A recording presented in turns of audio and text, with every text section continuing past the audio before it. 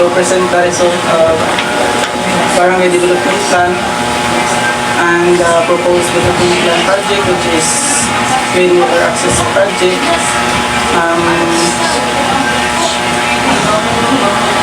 My name is General Poldo, the group representative, and my co-member. My name is Joshua Javier. I am Jacqueline Ping.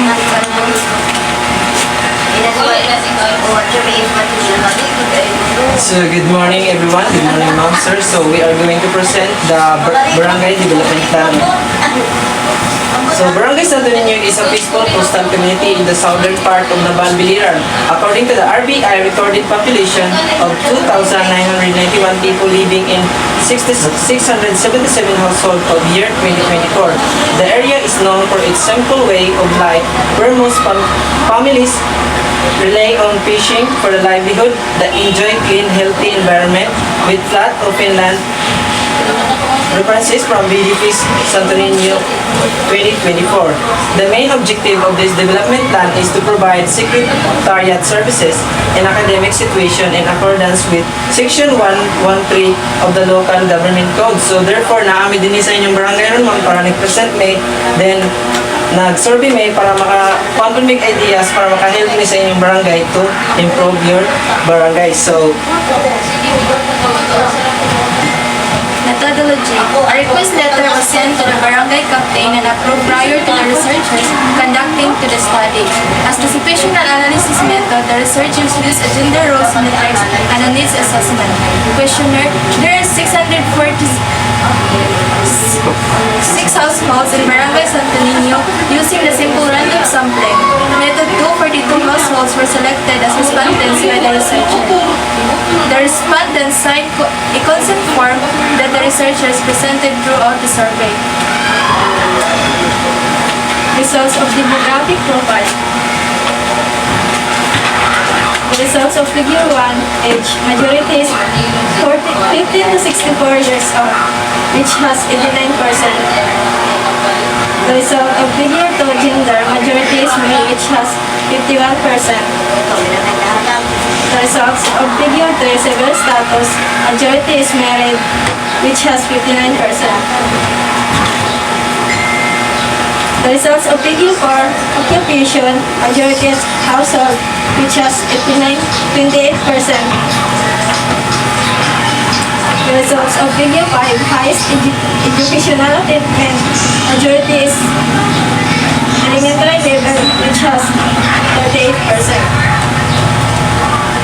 The results of figure 6, majority is water shortage, which has 37%. so the problem, concern, issues experienced in the barangay. So muna siya ang results sa among survey, ma'am sir. So in the figure 6, makita ninyo which is ang the highest percentage majority, which is ang 37%, which is ang water shortage or hugaw, lubog. So based on the survey, ang result is mostly sa among respondents is nag-answer sila of highly needed because ang inyo daw ng water diri is supply is hugaw or hinay. So panggabiin na daw sila magabi. Ang uban daw ko nung plan is gabiin na sila mag-south, therefore hinay po ang uban mapalit na sila og water filling kay tungod kay wala hinay mga supply sa tubig. So next is ang 29%, which is ang CCTV. Kung gusto nila if magkaada ang CCTV yung barangay para if in case na yung mga kanang for example kaning mga nahitabo nga kuan, so naamoy mga recap nga kuan nga mga videos para makakuan mo sa information. So next is ang street light is 19%. Next is flood control is 19%. So based ang survey is naamoy flood control in sa elementary. So ang uban kasi may answer sila need daw flood control. So next is the lowest percentage of our survey is the street light. So ingon nila is ang zone 4 daw naapod ako ng mga area nga wala pa sila magpan o street lights. So among na-propose na barangay development plan sa inyong barangay, which is ang water access program, water access project, because siya ang pinakataas ng percentage sa among result, which is 37%. So which means ang among napili so is ang water shortage na ang water shortage na problem. So gender matrix role results for men. So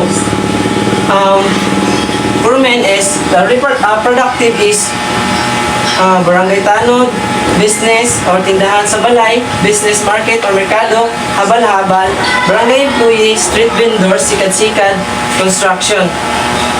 So the highest majority percentage is 26%, which is ang sikat-sikat. So mostly sa among na-interview ma'am is daghan dahil sa but not sa tanan hall ninyo nga household. So nag-base may sa inyong household number which is 600 plus man inyong so ang among respondents nag-base may sa household is 242 households. So sa result is ang majority is sikat-sikat, so with a percent of 26%. So the lowest naman is which is 7%, which is ang street vendor. So gamay na dahil ang nagtinda like kanang nasa gilid man ba ang mga street vendors like fishbowl yan na.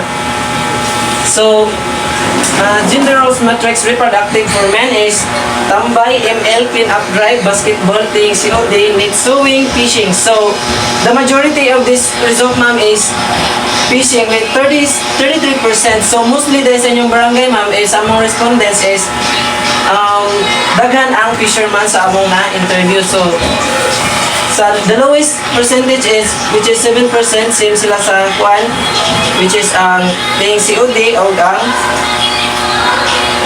tambay. So ang tambay which is 7%, so ang nagduwa ko mga online games ay 7%.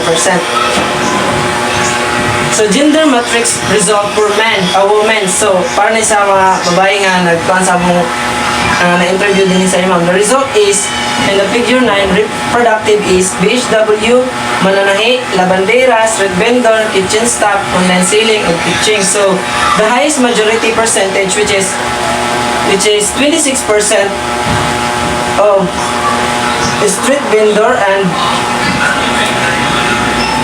the lowest is 8%, which is ang online selling. So naaday may na-interview nga nagbaligya online selling ma'am, then mostly sa among nakuhan is 26% is street vendor.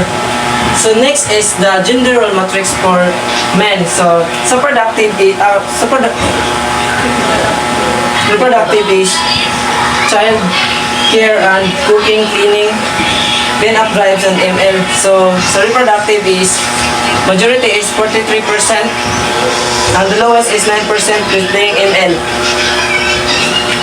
So water supply systems provide safety drinking water. So muna siya ang under sa that's why naka-propose may of water clean water access project, because mostly sa result ma'am is sa among BDP tools na gagamit is ang tools is highest percentage siya which is 46%. Majority answered highly needed sa inyong barangay because mga ma'am is lubog daw ang tubig or hinay ang supply sa inyong tubig. So the proposed development plan ma'am, the proposed development plan project, which is clean water access project. So the objective or the purpose is to give sustainable water and clean water supply to all residents in the community. So napili nila mo na project is mula kita sa yung yun is mostly sa mga respondents na yun na hugaw or lubog. So mga ito nga ang subjective is to give a water and clean sustainable ang water. So the proposed amount is 16,000. So based on the DLG premier budget is nag-base lang ni ma'am because 100 population, if ang usa ka barangay is 100 lang po yung ma'am is amo lang i-base siya kay according to the BDP premier is 100 population equivalent to 80k per annum or per year.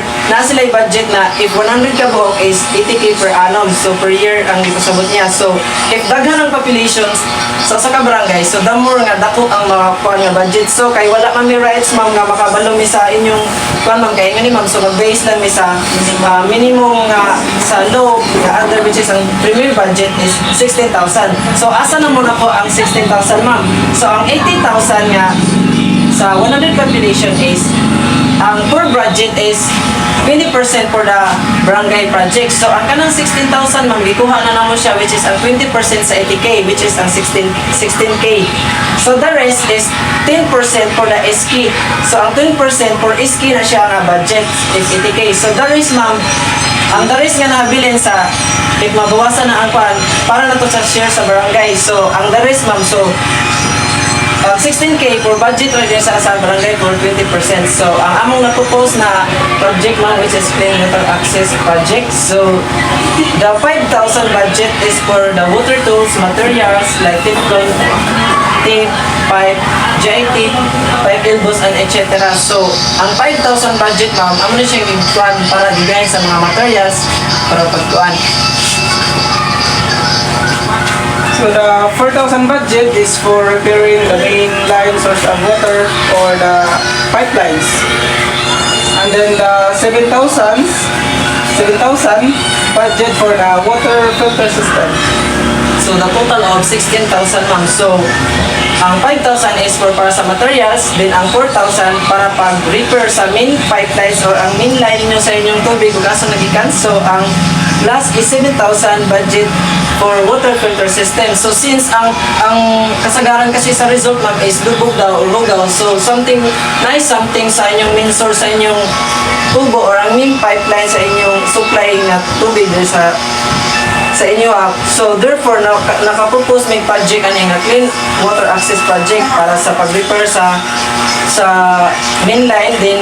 So dili man ma-repair if wala ang kanang mga materials. So 5,000 for materials, then ang 7,000 for water filtering. So since na may nag-ingon nga hugaw or lubog or naay mga pag moabot ng tubig hugaw man daw ma'am, so nagka-propose kung may aning 7,000 for water filter para masara ang mga hugaw sa tubig.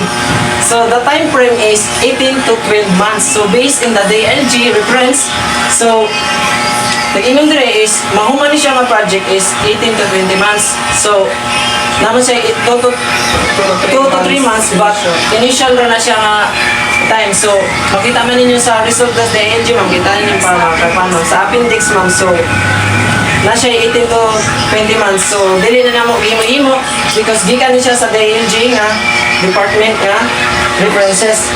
So expected results is the project aims ensure clean water access for all households in Barangay Santo Niño, reducing risk, improving sanitation, and supporting community growth. So therefore ma'am, if ma-propose na ni siya ang project ma'am, so ang inyo daw ng barangay ma'am, if okay na ang water, okay na ang flow sa tubig, so therefore makakuha na mo og clean water, maka-benefits ang mga tao din nga namuyo sa inyong barangay tungod na nga project. So forecasted growth. So ang among gigamit nga model which is kang Eunice et al. So ang forecasted growth ani ma'am is according to Eunice et al. 2023 proposed forecasting method calculates to the future water demand for each subsector in the future.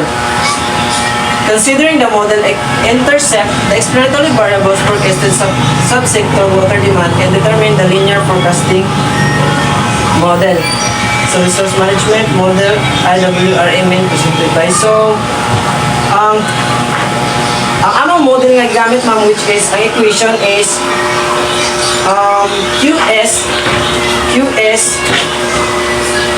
QSMY equals X is in plus summation of G B is M X G is MY. So ang variables nga QS MY estimated daily use rate per unit in subsector. Then ang S is the month, M and the base year. A is the model intercept of subsector, S is in the month, XG value of explanatory variable pipeline. So subsector is in a month. So the B coefficient of water unit used to the variable water. So ang forecasted growth ani ma'am, if ma-propose ni nga project is the Barangay Santo is now functioning properly. So maka-benefits ang barangay ani ma'am, so gamit ani nga models and theory. So maka-benefits ang barangay if ang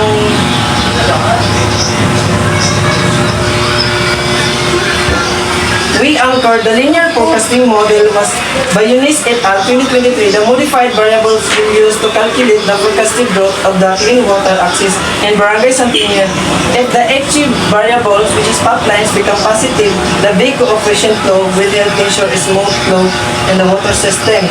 So, if ang, nag-ingon rin ma'am sa model, if ang kanina project, if ang XG variables, which is ang pipelines or ang tubo, if mahimo siyang positive, so therefore, ang big coefficient mo siya ang water flow. So if mag-positive ang kuan ma'am, so therefore maka-flow na ang tubig din sa inyong barangay. So therefore, ang ma-benefit sa inyong barangay if nanamoy kuan opportunities such as washes, water gardening, and water-related business like water refilling.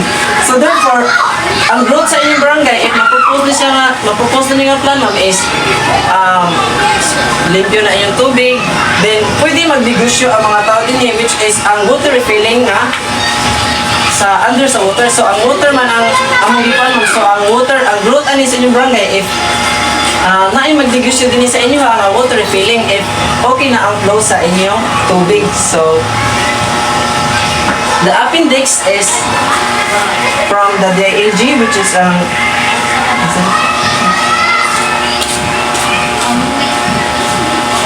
so nabasa namin yun from DILG secretary explained the portable water supply project take a long time to complete because of nature of work needed to be done. The initial documents take about 2 to 3 months to complete.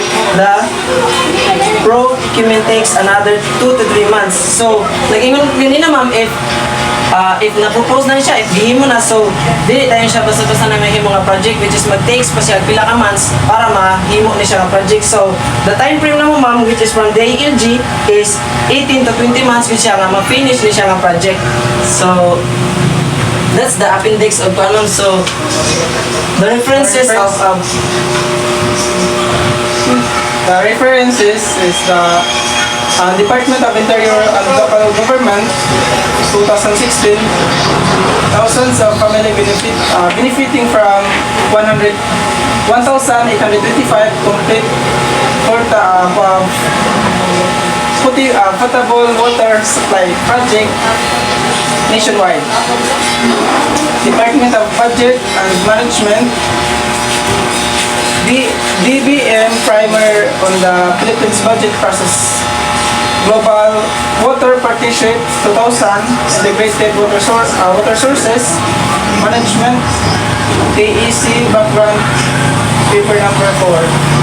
Ito siya ang reference. that's the references of our department. So next ma'am is ang among documentation nga nagkandak ka nag-survey sa inyong barangay. So makita man ninyo ma'am sa kwan nga nagkandak din address sa last page. So that's all ma'am the report. If na mo yung pamagkano mo about sa project na mga propose ma'am, matubag mo nila Kaya ang about sa tubig mo, kaya na to kay ang among Santo is wadyo na siya awas, bintana kay nakaroon kay nana sa una dyan kay pero dyan na sila permit kay adlaw na ang tulog punta ko kay awas niya murag sa min na lang sila mag-alo magabihin lang ito mo lang sila magkakay buntag na ba naman sila tubig sige na may anak o padawag later sa water district mura ikuan niya ikaw mo kung namanginay mo